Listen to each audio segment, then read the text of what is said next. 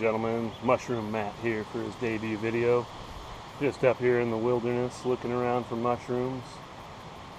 What do we see here? We have a good indicator of future morels. These are often indicated as false morels, aka elfin saddles.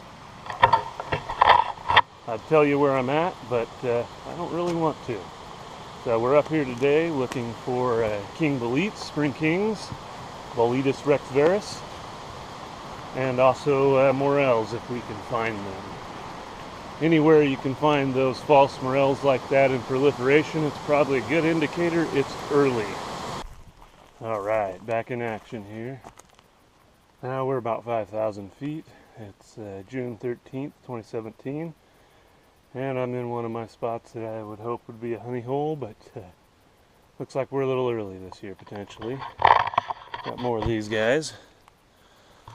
They sure do look handsome. And I've heard people do in fact eat them. If you would like to boil them, discard the water, boil them again, and discard the water again. Me, I don't like to work that much once I get these puppies home. I've already hiked several miles, and I'd rather find some true morels. So chances are that, again, we're a bit early for true morels, and we'll see what we find. This here is a 2-year-old fire. I don't typically disclose where I go, but an educated person with the right tools could probably figure it out with what I've told you. Another indicator that we're early is the abundance of these little brown guys here. We pickers commonly refer to them as LBMs, little brown mushrooms, most of which either have no size to them and therefore not much value, or are poisonous, so people just don't typically go after them or try to identify them in my experience. Alright, so we've kind of determined that it was a little bit early up here, but anytime you think you're early, it's always a good idea to go ahead and check a south-facing or southeast-facing hill, at least in Oregon. You know about Cali, definitely in Washington. But I'm looking around here in this burn and I'm still not seeing anything. So I would say, you know, we're probably a week or two early. This rain that's hitting me right now kind of clouding up our camera most likely will contribute to future morel growth in this here forest. This is usually a good area, but seems to be a lot of falsies out right now. Now earlier on the trail on the way up, I happened to notice quite a few spring kings that were up and had already been destroyed by squirrels and rain. So we definitely have good mushrooms up here. I think just coming up another 1,000 feet kind of put us in the no zone. So we'll try this again in 2 weeks, see what we find. So often when we're up here, we're not even really looking for mushrooms. We're looking for good indicators, rises in the ground like this here. Kind of looks like there might be something there. There is not, in fact, this time, but typically early season, that's what you're looking for. You'll look underneath and around logs, maybe brush piles, whatever you can find, and you look for those little mounds, the little baby morels coming up. In this case, it wasn't anything good, but it's a good indicator. Alright, well, we didn't find our morels, but we did find ourselves a nice little edible here. I'm not going to pick it, nor am I going to eat it, but this is a juvenile elephant here. I couldn't tell you the scientific name here. I'll try and leave it for you later. But often fried in butter and garlic like every other mushroom, and supposedly it tastes pretty good. I myself have not tried them. But also another good indicator we're up here early.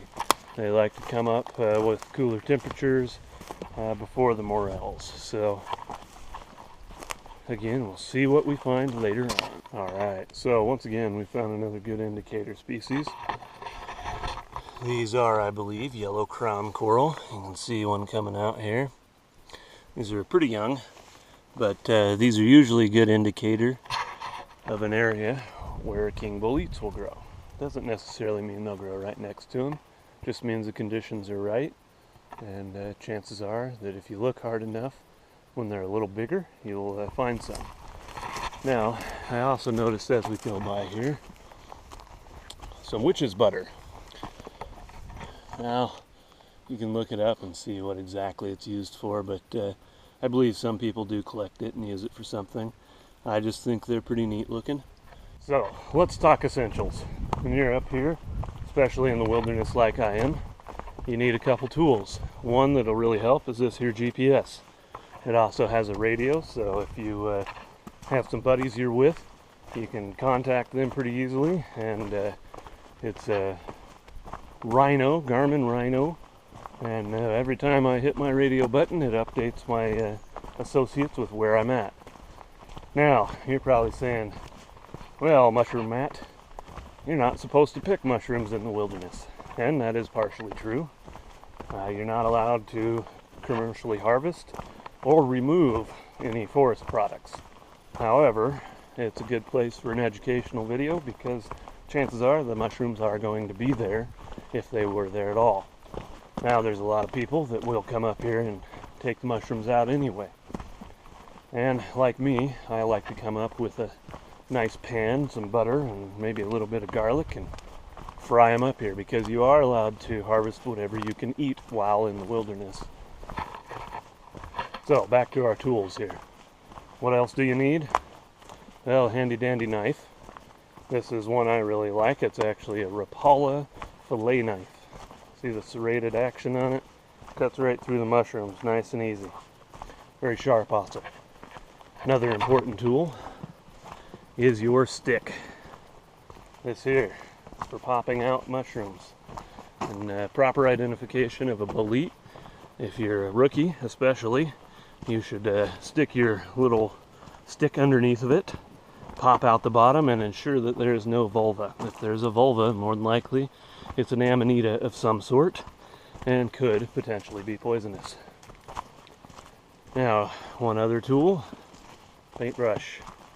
You can get mushroom brushes, but if you just get a standard paintbrush and trim it down, it's plenty firm enough to clean up your mushrooms. And very important, especially with boletes, because they like to come up underneath the ground. You need to cut them, you need to brush them off, and when you put them in your bag, if you do not do that, you'll get your mushrooms all dirty, and then that's not so good, unless you like eating dirt. Alright, so here we are on the way back down again, somewhere roughly in the area of 4,000 feet, and I've been seeing several of these. That is, of course, a spring king. That one there is a little played out. Any of them that wet and that are that big most likely are not good to eat at this point. They're going to be full of bugs. But it's always a good idea. Mark it on your GPS. Come back next year.